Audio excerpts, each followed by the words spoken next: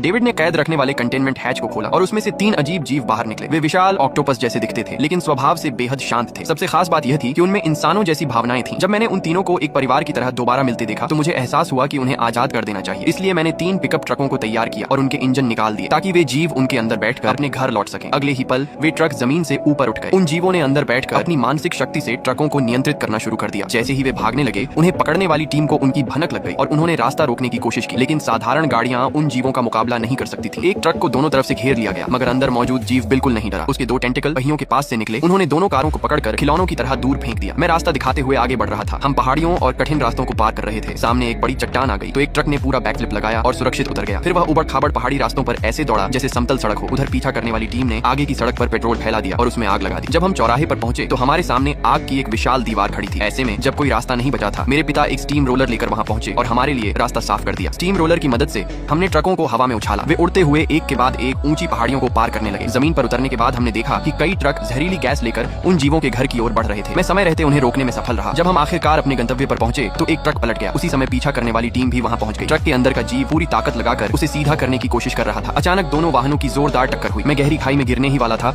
कि उस जीव ने अपने जबड़ों से दूसरी गाड़ी को पकड़ लिया और मुझे गिरने से बचा लिया। लेकिन राहत की सांस लेने से पहले ही ट्रक टूट गया और मैं तथा वह जीव दोनों नीचे पानी में जा गिरे। पानी के भीतर वह जीव नीली रोशनी से चमकने लगा। जब मुझे होश आया तो मैंने देखा कि एक विशाल जीव पानी से अपना सिर बाहर निकाल रहा है। ऐसा लग रहा था जैसे वह मुझे धन्यवाद कहना चाहता हो।